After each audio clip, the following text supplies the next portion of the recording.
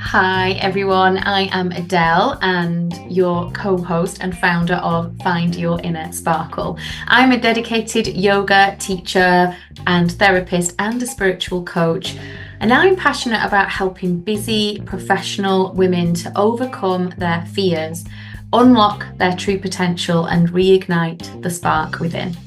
And I'm Margaret, a true pioneer in the realm of women's health. As an anti-diet coach and acclaimed author, I'm really on a mission to empower women in their unique health journeys.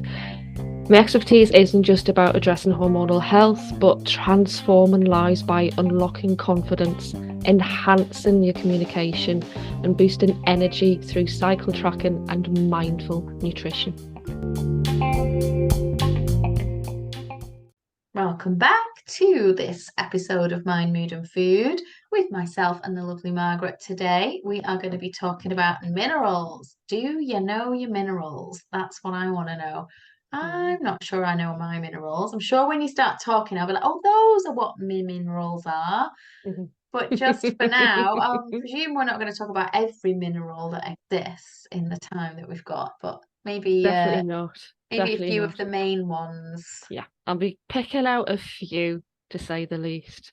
But yeah, basically every day your body produces skin, it produces muscle and bone, and it churns out rich red blood that can carry all these nutrients and oxygen to the remote outposts, as it were, throughout your body. And it sends loads of nerve signals skipping along thousands of miles of brain and body pathways, and it formulates chemical messengers that shuttle from one organ to another that actually issue instructions to help you sustain your life. But to do all that, your body requires raw minerals. And these include at least 30 vitamins, which vitamins I think will be definitely another podcast. But it's the minerals I'm going to be discussing today that your body needs, but can't actually manufacture on its own in sufficient amounts. And I think that's probably a key point here, that your body can't manufacture them alone. It needs a little bit of help along the way. So vitamins and minerals are considered essential nutrients because, acting like if it were a concert, they perform hundreds of roles in the body. They'll help with your bone strength and your bone density, they heal wounds, they bolster your immune system, and they'll also convert food into energy and repair cellular damage in the body. But I get a lot of my clients come at me saying it's too blooming confusing to read through all the different topics, all the different information, and your eyes just end up swimming in the absolute alphabet soup of referencing to the nutrients. Yeah, you just kind of hope that you're getting what you need from your diet, whatever that diet is. And obviously, for some people, they won't be getting what they need because it's not varied enough. Yeah. And then people get into which we've talked about, supplements and things like that. Do I need to top up? What is too much? What is not enough? And I know sometimes there's certain ones that can really be lacking in a lot of people with vitamins and minerals and nutrients. I think one of the ones I've been hearing about recently is magnesium, and that causes a bit of problems when that's lacking.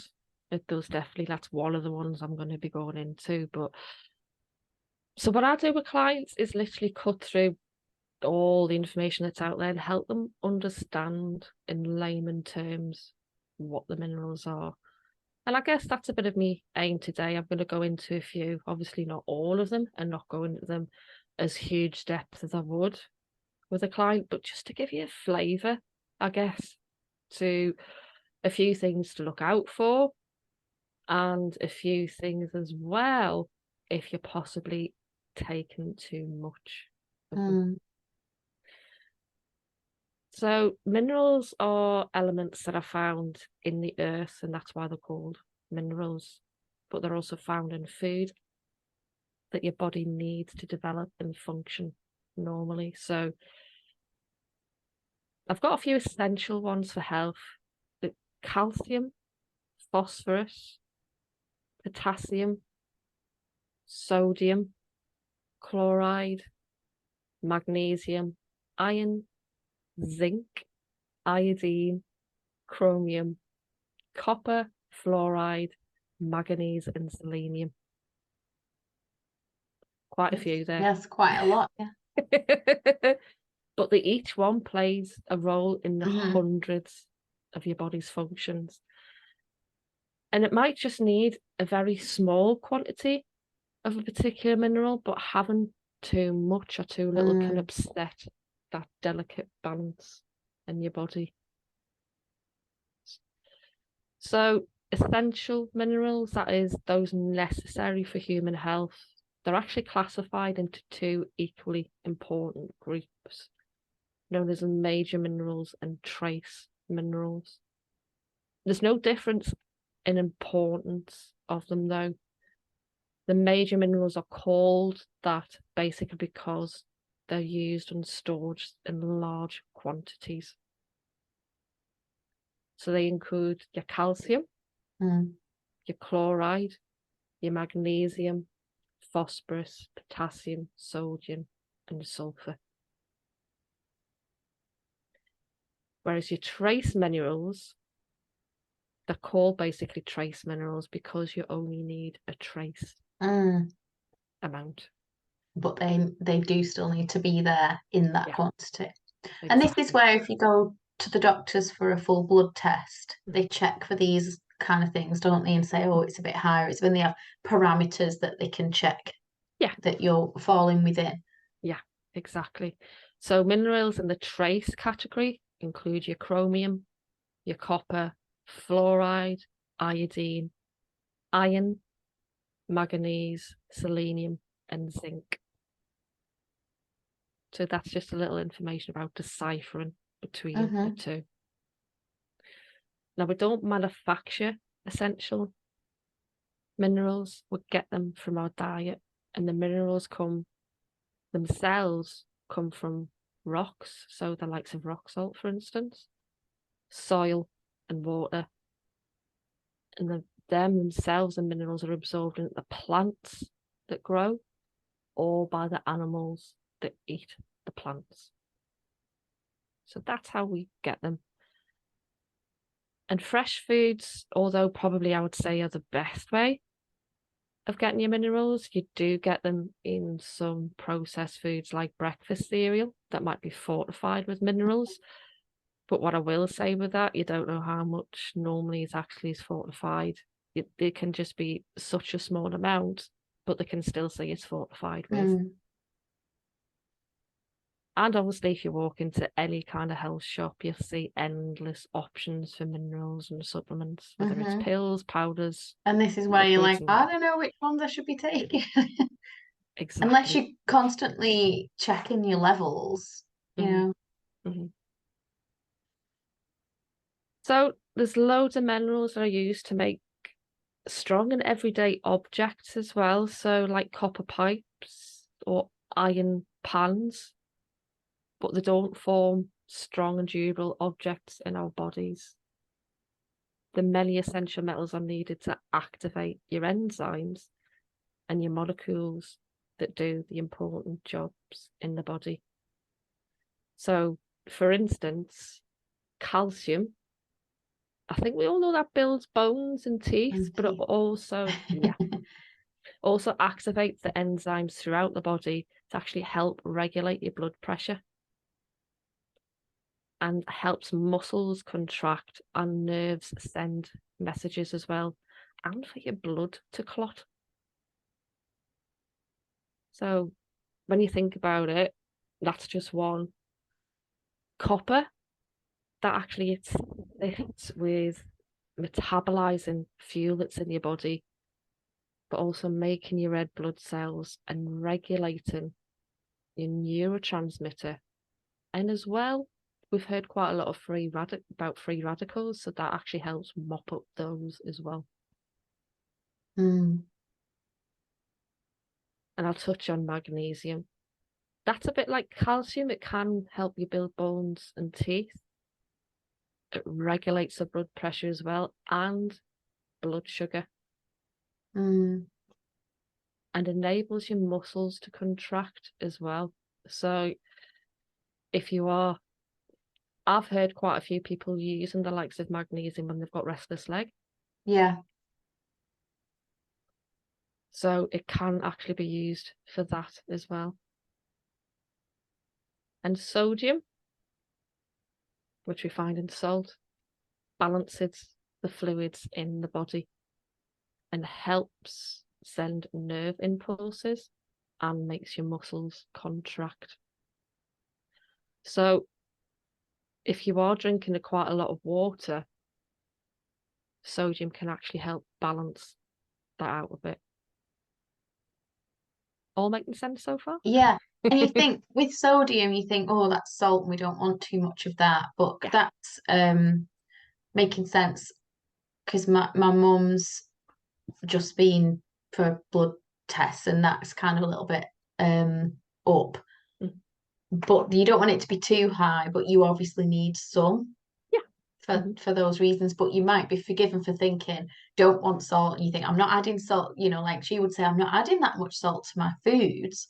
Mm. And so you might think you're not intaking a lot of salt if your sodium is high. Mm. But it's in It's in sodium's lots in of food. loads of things, isn't it? Yeah. Including like bread and things. If you look at your packet of bread, Yeah. that or all lots of these other minerals might be in there. I'm not sure. I'd have to go and have a look, but I know salt is in so many things. So might be sometimes thinking you don't eat a lot of salt because you're not adding it to food, but it's just to It's say that already it's there. in Yeah. things similar to sugar. Mm-hmm. It's already in a lot of things. So this might be something then to just look out for if certain things are elevated. It's not just the obvious. That's the word I'm looking for.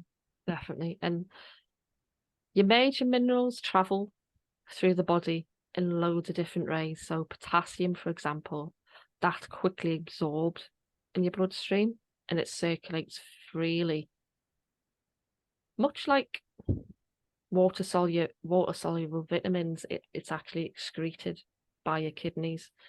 Whereas calcium is actually more like a fat soluble vitamin. And I think that's what I get into when I start talking about vitamins, the difference between a water soluble and a fat soluble. Because a fat soluble mineral actually requires a carrier for absorption and transport. Biology lesson. I know. So, one of the key tasks of your major minerals is to maintain the proper balance of water in your body. So, sodium chloride and potassium take the lead on doing this. And three other major minerals, your calcium, your phosphorus, and your magnesium, are the important one for your healthy bones. Little bit of word to the wise, though. And this is what I'm saying about having too much of one major mineral can result in deficiency of another. And normally, the source of imbalance are usually caused by overloads of supplements. Normally, not the food sources. I think salt is probably the main exception of that. Yeah, because you just don't know. You think all vitamins are good and anything that you add is going to be good. Yeah. And not necessarily because if your body's not able to properly excrete what it doesn't need, if it's that difference between what can be passed and what can't, then, it can be just as problematic to have too much as too little. Yeah. So I guess it would be, sorry, I'm just thinking people are listening, thinking how the bloody hell do I know if I've got too much because you can't be running off to the doctors for blood tests every week. And it might be another subject for another time, but Hmm. because there's so many of these different Oh yeah, yeah. minerals, Hmm. like what would be the key signs of how unwell would you feel, or would you even feel unwell if you had too much calcium, or Hmm. too much sodium or too much Yeah, magnesium? Like, so you need to know what the yeah, symptoms or the yeah. things So to I'm look going to out go for. into the too much of the salt. I've actually gone into this. So your body only needs a small amount of sodium. You should get about 1,500 milligrams of it every day. On average, we take about I was going 3,400. to say, I bet everyone's on the high side for salt, even if you're Yeah. not somebody that adds it to Hmm. food. Yeah. I mean, I do add it to most of my food, give it a little salt and Yeah. pepper. Hmm. But too much can lead to stroke and heart disease and high blood Hmm. pressure. But some of the warning signs are one, bloating, Mm. when your stomach feels swollen or tight. Now, this, along with eating under stress, is one of the most common short-term effects of having too much salt, because salt helps your body retain water. What about your wee or urine? Mhm. Like, I know if I haven't drank enough or if I've just been drinking too much coffee, it's more of a darker colour and that kind of thing. Would that be the case as well if you had too much salt in Can your be the blood? case, yeah, yeah, yeah. There's also number one, another one is probably having high blood pressure, Mm. because a change in the blood pressure happens through your kidneys. And Too much salt makes it harder for them to get rid of the fluid. that's probably a good one for people to look out for because it's not too difficult to monitor these days. You can actually Yeah. get a blood Mhm. pressure monitor, but also, I don't know, the little watches that most people wear and things like that tend to Yeah. give you that resting heart rate and things. It's probably more accessible these days to keep an eye on that, isn't it? Yeah. And swelling as well can be a Mm, sign of too much sodium in your body. Body parts like your face, your hands, your feet, and ankles, they're the most places likely to swell. So if you're a bit more puffy than usual, which take a is look my at how mom. much salt you're eating. She gets this. She's always struggled with that with her feet, and especially in the heat Hmm. in the Yeah. summer. Yeah.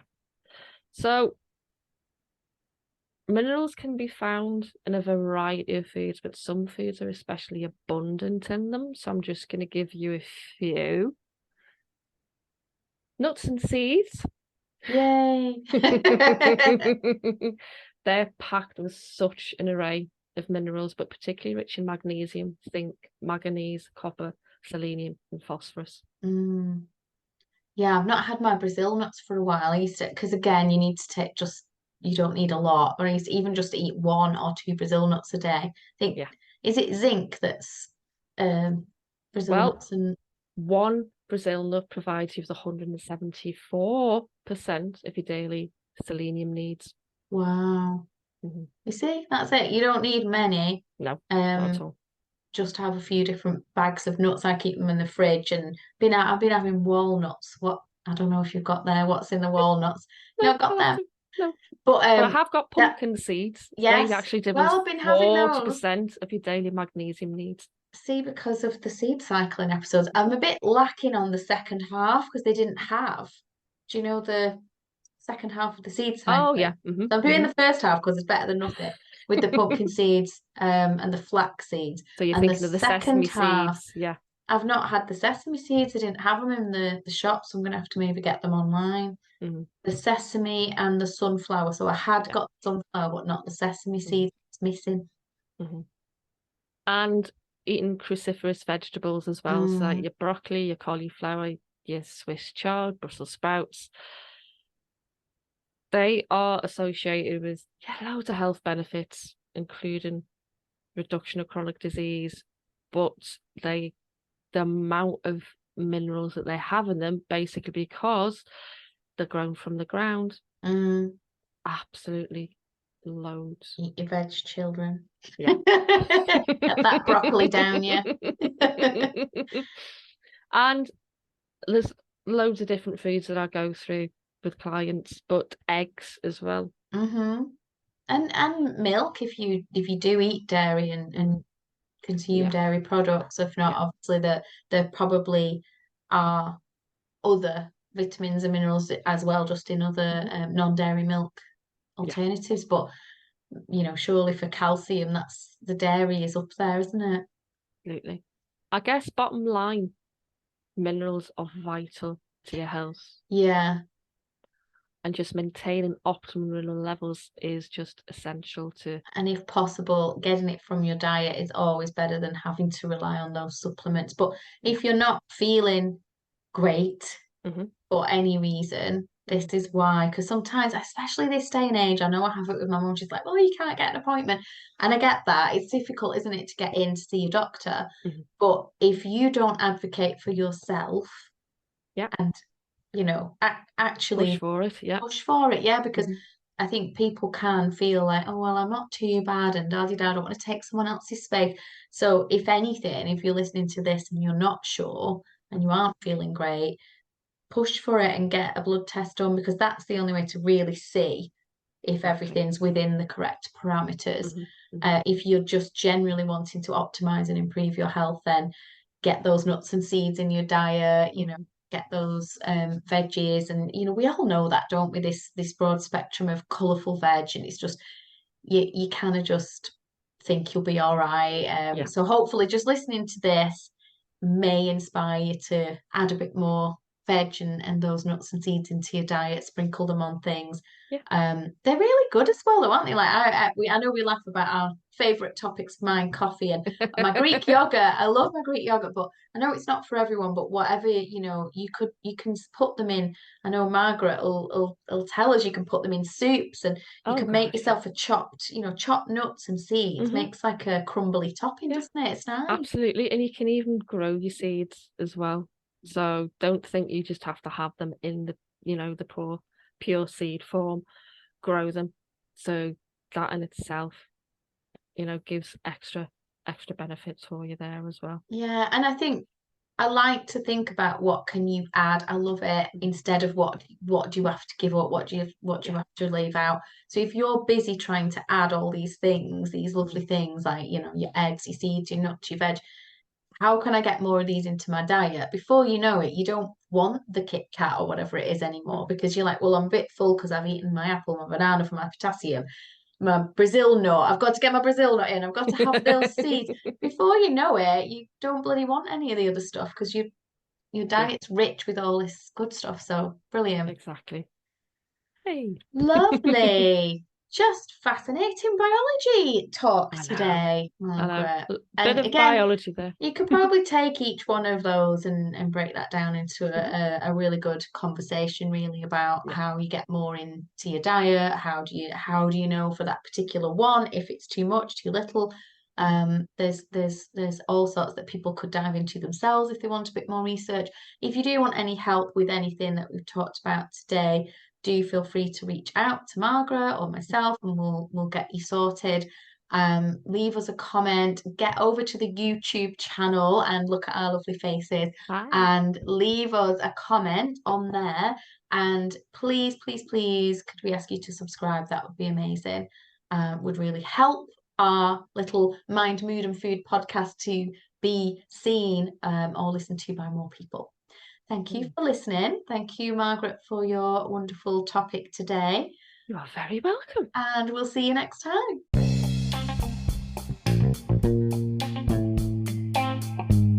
Bye, everyone.